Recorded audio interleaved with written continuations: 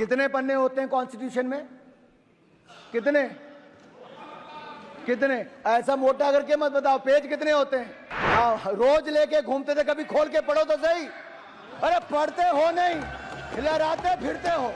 अरे बड़ा संविधान संविधान संविधान करते थे, पहले संविधान बनाने वाले को उनको पानी प्रताड़ित करते हैं, अब संविधान दिखाते पढ़ते नहीं है। संविधान को कुचला किसी ने। यहीं सर यहीं नहीं रुके, इनके साथी वो भी चुनकर आए जिन्होंने इस पवित्र स्थल पर जय फिलिस्तीन का नारा लगाया है। ये जय फिलिस्तीन का नारा मंजूर नहीं है। क्या यही दिन देखना था अध्यक्ष जी? अरे जो मां भारती के लिए ना बोल सके, जो मां भारत माता की जय करने में जिनके मुंह में दही जम जाता हो, होंठ सिल जाते हो, वो जय फिलिस्तीन के नारे लगाएंगे? क्या हम उस दिशा में बढ़ रहे हैं? कभी ये लोग जय पाकिस्तान जय चीन भी बोलेंगे? ये दुर्भाग्य है अध्यक्ष जी, ये दिन। और मैं एक और कहना चाहता हूं, संविधान को बार बार हाथ में लहरा कर क्या करना चाहते हैं? अगर नेता प्रतिपक्ष अपने आप को संविधान के रक्षक कहते हैं तो मैं चुनौती देता हूं कि वो सदन में आए और आश्वासन दें कि इमरजेंसी जैसी गलती कांग्रेस वापस कभी नहीं करेगी। आपको देश को कहना पड़ेगा। और मैं कहता हूं कि इमरजेंसी पर जब प्रस्ताव आया तो क्या उस प्रस्ताव पर आप सहमत हैं और इसको शामिल होंगे, उनका समर्थन करेंगे? और यही नहीं, माफी भी आपको देश से मांगनी चाहिए। सभापति जी, संविधान is being tossed around like the world secularism was, devaluating and demeaning it, that too by a party who has forever been acting against the ethos of both the words. इन्होंने पहले कभी धर्मनिरपेक्ष शब्द का और कभी संविधान का दुरुपयोग ही किया है, और भी अपने लिए किया है।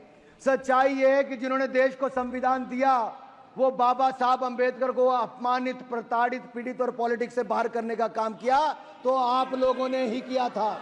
अरे गौरव जी, दर्द होगा आपको, गौरव जी, दर्द होगा कांग्रेस को, क्योंकि आप लोगों ने ही बाबा साहब अंबेडकर के खिलाफ जो रचा वो देश जानता है, इतिहास गवाह है। दूसरी ओर प्रधानमंत्री नरेंद्र मोदी जी ने जब शपथ ली तो उसके बाद संविधान के आगे माथा टेका, तब भी और इस बार भी संविधान को नमन किया और संविधान के अनुसार देश चलाने की बात की। और मैं एक बात और कहना चाहता हूं, बाबा साहब अंबेडकर के नाम पर पंच तीर्थ किसी ने बनाया तो भारतीय जनता पार्टी एनडीए की सरकार ने बनाया है। बाबा साहब अंबेडकर की जन्मस्थली, शिक्षा स्थली, चैत्य भूमि और शिक्षा भूमि, महापरिनिर्वाण भूमि, पांचों स्थानों पर नागपुर, मऊ, मुंबई, दिल्ली और लंदन में जमीनें लेकर वहां पर म्यूजियम, स्मारक और वहां पर उसको मान सम्मान देने का काम किया। पंच तीर्थ बनाया तो नरेंद्र मोदी की सरकार ने बनाया। मैं आप सबसे एक और पूछना चाहता हूं, कितने पन्ने होते हैं कॉन्स्टिट्यूशन में? कितने? ऐसा मोटा करके मत बताओ, पेज कितने होते हैं? रोज लेके घूमते थे, कभी खोल के पढ़ो तो सही। अरे पढ़ते हो नहीं, लहराते फिरते हो। निकालो जेब से देखो, अरे निकालो जेब से देखो, नकली मार लो। बताओ कितने पन्ने होते हैं? अरे बड़ा संविधान संविधान संविधान करते थे, पहले संविधान बनाने वाले को उनको पानी प्रताड़ित करते हैं, अब संविधान दिखाते पढ़ते नहीं है। संविधान को कुचला किसी ने।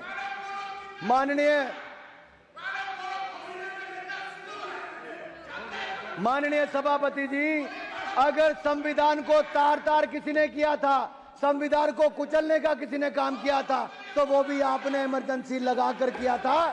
देश आपको माफ नहीं करेगा। अरे 251 पन्ने होते हैं भाई साहब संविधान में, खोल के देख लो जरा। और माननीय सभापति जी, एक कहावत है, दादा आपको क्यों दर्द हो रही है? इमरजेंसी उन्होंने लगाई थी, आप ऐसे ही अपने उड़ता तीर ले रहे हो। बाद में मैं सभापति जी, मैं कांग्रेस की बात कर रहा हूं, ये तृणमूल कांग्रेस बीच में आ गई है।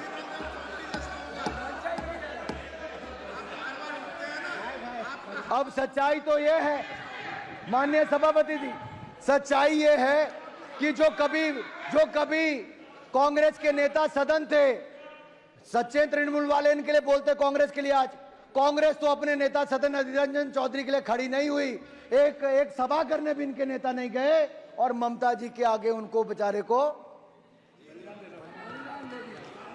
कांग्रेस अपने नेता के साथ खड़ी नहीं हो पाई।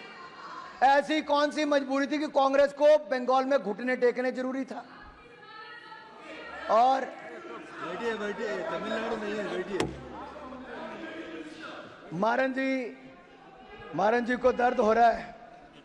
मैं कांग्रेस के बारे में इतना ही कहूंगा, ये तो संविधान की बात आपके मुंह से वो लगती है कि 100 चूहे खाकर बिल्ली हज को चली, और कांग्रेसीकरण करने की बात करूं जैसा ये हर योजना का करते हैं, अगर इसको मैं कांग्रेसीकरण करके कहूं कि 100 संशोधन करके कांग्रेस संविधान बचाने को चली।